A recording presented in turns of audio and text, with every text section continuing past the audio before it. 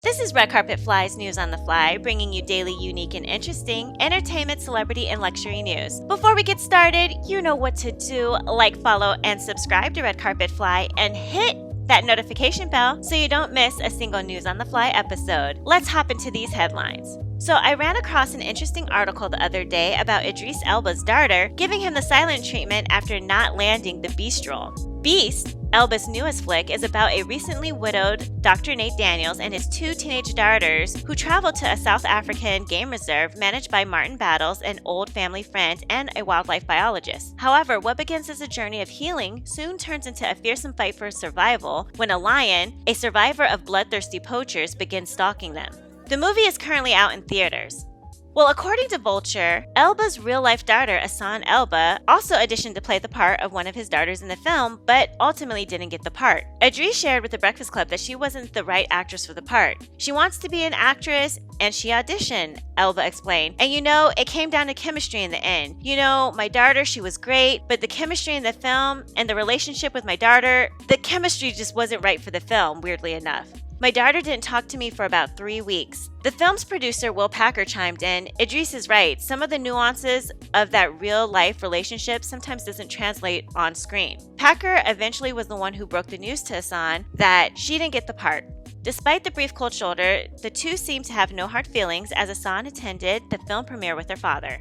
That's crazy! How do a real-life father-daughter duo don't have chemistry playing a father-daughter duo in a movie? I just find that so weird. I wonder what was off about the energy. Maybe she was having a bad day, or maybe she was nervous or something. Anyways, have you guys seen this movie yet? If so, is it any good? I keep hearing mixed reviews. So comment below and let me know. So Fat Joe is to star in his own one-man stand-up comedy show based on his life. I wanted to talk to you guys about this yesterday, but I ran out of time.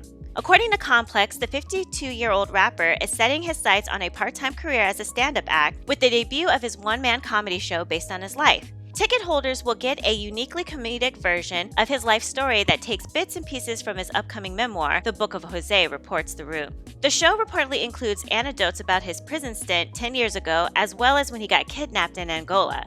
The world would be getting Fat Joe at his most authentic, vulnerable, and comedic self on that stage, Joey Crack said in a press release. I'm not going to hold anything back. I've always taken pride in my storytelling, but we're about to take it to the next level. I'm grateful to Dave Chappelle, Rock Nation, and Magic Lemonade for their support in sharing my story and helping me make this one-man show the biggest event ever. Chappelle will offer a special introduction to the show produced by Rock Nation and Magic Lemonade. The act also reportedly includes other surprise celebrity guests.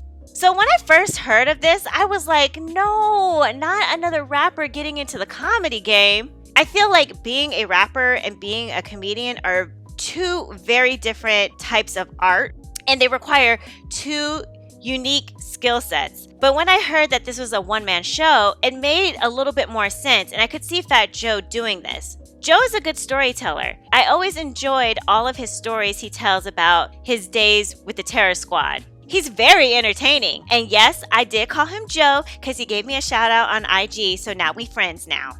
Well, at least in my head. But seriously, Fat Joe is a good dude and a good storyteller, and I'd pay to see him and his one-man show. I'm not so sure about the jokes, but I'm definitely down for the storytelling. Lastly, a woman is claiming that Jimmy Fallon, Tracy Morgan, and Lorne were enablers in the Horatio Sanz alleged sex assault of a minor case. A Pennsylvania woman filed legal papers today in an attempt to add Jimmy Fallon, Tracy Morgan, and Lorne to a 2021 lawsuit in which she accuses then Saturday Night Live cast member Horatio Sanz of sexually assaulting her when she was 17, reports Deadline. According to the filing, Michaels fostered a predatory environment at SNL in which visibly underage girls were a regular presence at the show's after parties and after parties. It further claims that alcohol was provided to the teens at those parties by NBC, which was also named in the original lawsuit. Today's filing claims that Fallon and Morgan were willing participants in the party culture that enabled the suit's Jane Doe to be sexually assaulted by Sanz. The paperwork claims that the assault happened at an SNL party in 2002 with numerous witnesses present.